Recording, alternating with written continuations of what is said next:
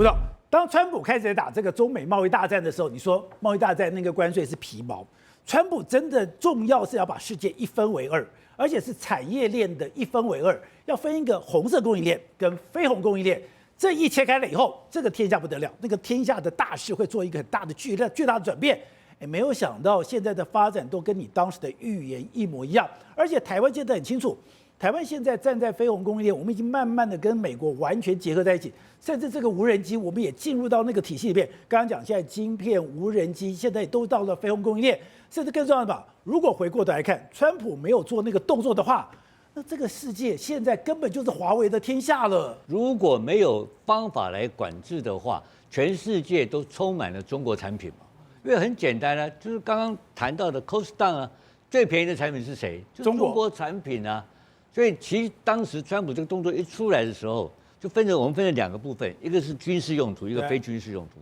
我們現在台灣啊，我先講軍事用途。台灣的現在擺在這邊的這個無人機啊，已經供應到美軍的直接的美國供應系統哦，還有美軍的認證啊。認證之後進到烏克蘭的戰場，現在使用哦。對，可是台灣的無人機的價格哈，是中國價格的2到3倍的價格，那怎麼會接受？那怎麼辦呢？所以這個事情怎麼解決？所以我們就變台灣的東西真的有好到2到3倍的價格嗎？不是，安全、信任，還有什麼信任？好，那先提出安全跟信任的人是誰？川普提出來之後，有一個人去執行這個工作。是財政部長貝森特，他去做了改革2個世界級的大機構，一個是世界銀行，一個是 IMF。這2個機構是幹什麼的？這2個是援外啊，援助全球各地機構啊，幫助韓國的倒閉啊，對不對 ？IMF 進入，世界銀行貸款跟進入的時候會有什麼功能？採購。結果他發現一個很嚴重的問題啊。聯合國整個被中共控制了嘛？要買就買中國的，你開最低標，開價格標，只要開價格標最低標，100%中國。所以貝森特馬上進去做2件事情，什麼事情呢？一個叫做畢業，什麼畢業？中國已經畢業了，請你離開這個地方，中國不能供應，歷經變成最惠國待遇都要取消了嘛？所以貝森特去年做了很重要的工作。第二個還有做這個東西，第二個更重要。他說我們現在有個東西啊，叫做信任。所以我們要開什麼標呢？我們要開這個最有利標、資格標，你也不能拿最便宜的來。所以不能只比價格，比價格全世界都沒有人比得住过中国，全部中國。好，當最有利標出來之後，就比品質、比品牌、比信賴，台灣就進去了。台灣進去了。台灣一下，因為台灣跟日本差一段，對，跟韓國有拼，但是韓國是大企業，他們是大企業為主的這個整個的產業結構，台灣是中小企業，台灣像東專西專，我們這個叫做歐多拜文化、超車文化，全世界專了。我跟你講，現在我又回到無人機嘛，我們很快速的就在這個上面佔據市場，因為我們有一個叫做絕對被美軍信任，因為裡面有一個條件叫做 No China，No China，No China 能夠做到這種水準，能夠接受的人，當然只有在台灣排第1名嘛，對，不然現在就是東南亞國家嘛。你然後韓國本身他不搞這玩意，所以我那時候很驚訝說，我們的無人機現在大量外銷第1名是買誰吧？波蘭買我們的無人機。當然，烏克蘭買我們的無人機，波蘭買我們的無人機，波蘭也不相信中國，波蘭也相信台灣。那波蘭買完以後誰買？捷克買我們的東西。所以現在我們的無人機現在已經進到歐洲去了。是，但這個產量比起大陸產量還差一大段啊。對。可是因為我們這個的質量的比哈，因為我們有 IC 嘛，我們有太多半導體嘛，然後加上美國的軟體的話，再加上很多其他附屬的周邊的產業，我們還有一個很重要的產業。剛剛我們談到一半，就是我們的精密工業。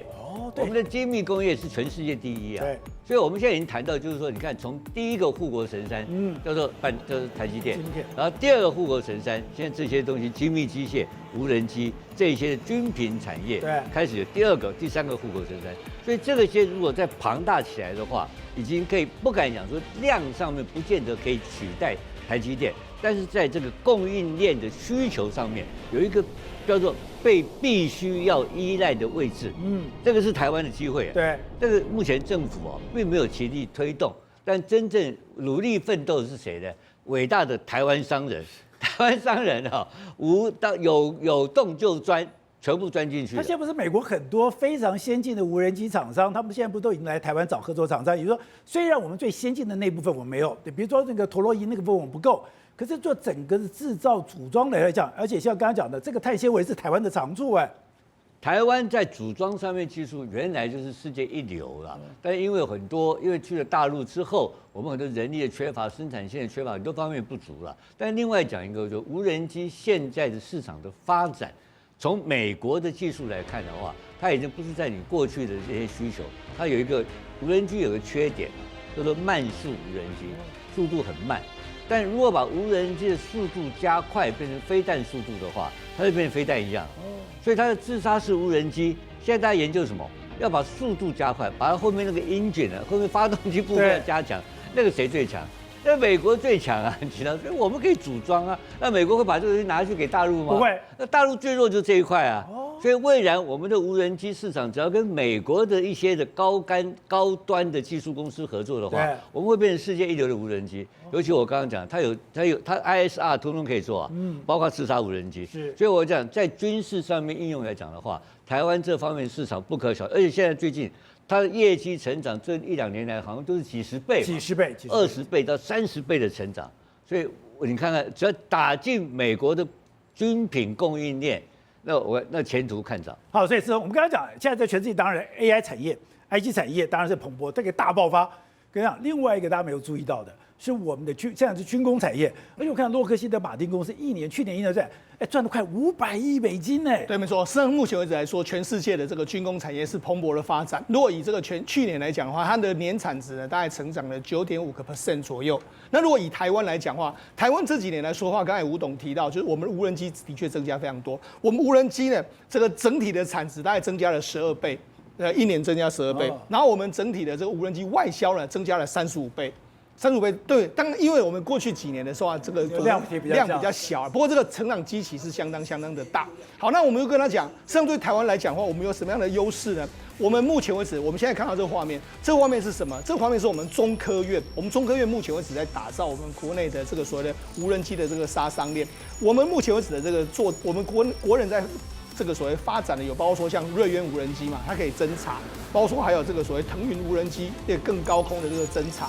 那這是所謂的勁風的無人機，勁風無人機它可以真的，我們可以看到說，你看它看到這個船艦之後，它可以去攻擊。勁風無人機是類似一種自殺炸彈的，是台灣的，對，台灣能夠做出來。然後我們就是游蕩炸彈，然後可以巡回在這個飛機的周邊來看，可以從各個角度去攻擊這個相關的這个船隻這樣一個狀況。那我們包括還有麻雀等等的很多型的無人機在發展之中。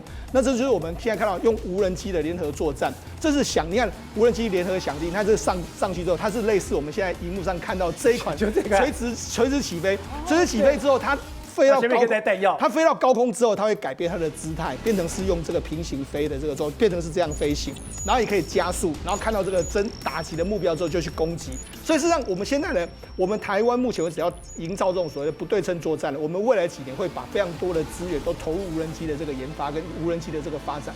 那我們不要講什麼，我們講這一次的美伊戰爭。美伊戰爭裡面來說的話，我們不是有說嗎？美國不是去把這個伊朗的這個沙赫德把它拿過來反向逆向工程，弄一個 Lucas 嗎？Lucas 也是這樣來的。然後另外一個，他從烏克蘭拿的這個 Sting， 烏克蘭的 Sting 就跟我們現在眼前看到這個很像，它是用來攔截無人機的。就攔截你的對你沙赫德的無人機，我用這個 Sting 來攔截你。為什麼要這樣做呢？因為過去的如果我們要打這個沙赫德的無人機呢，沙赫德無人機一台大概3萬到5萬。那盧卡斯這一次也是大概3萬到5萬，但是你要用什麼？比如說這個1000，對，你要用飛彈去打它，但是一顆飛彈200萬啊，所以美國就說那不行啊，那他們怎麼辦？他們就去找烏克蘭。烏克蘭在俄烏戰場上面來說，因為這個俄羅斯拿了很多沙赫德去攻擊他們，然後他們就弄這個 Sting 出來之後，去用這個2-3萬塊去打他們。所以這就是這種不對稱作戰。我們想辦法把這個成本降到越來越低，然後數量越大，這就形成一種不對稱的這個作戰。所以無人機當然是非常重要的一環嘛。那其實我們過去的我們台灣在商用無人機的確是蠻厲害。剛才吳董有講到無人機領域來說的話，中國最多，因為它是商用非常多，大大疆一大堆，他們都很多，他們大概占全世界的8、9成。再來就是台灣，可是我們台灣過去是只能做商用，沒辦法做軍用。為什麼沒辦法做軍用？因為軍用裡面的時候有很多 know how。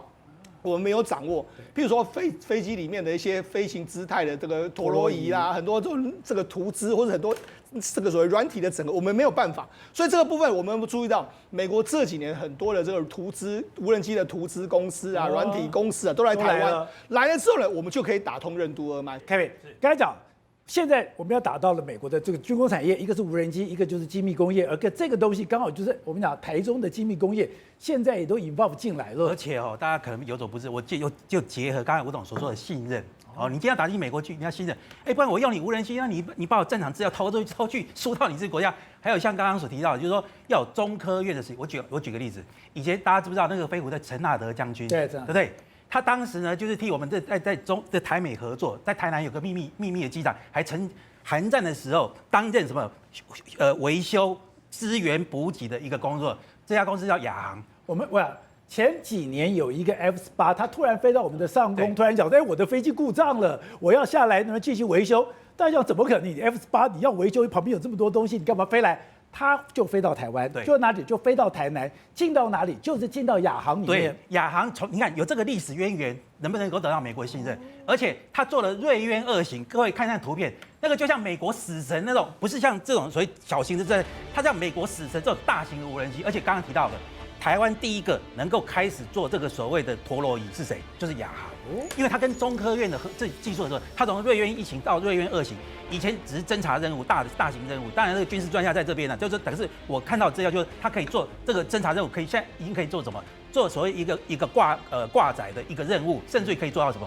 自殺的一個任務。那很重要一點就是說，我們得到美國信任，因為我們有晶片的產業，然後我們中科院在這個地方，當然就是最關鍵的一些軍事的一些東西，還是要經過美國的點頭。有些東西我們不是不能夠做，而是你要經過美國的首肯，他才放手可以讓我們做，我們才能夠做嘛。像陀螺儀也是一樣啊，陀螺儀我們第一個能夠做出來就是亞航啊，所以說有這種歷史淵源，然後又有中科院的技術，然後呢得到美國的信任，又有去紅色供應鏈，這個就是台灣的機會。我再補充一個，就是我們之前不是熊山，我們的熊山不是飛彈打得非常準嗎？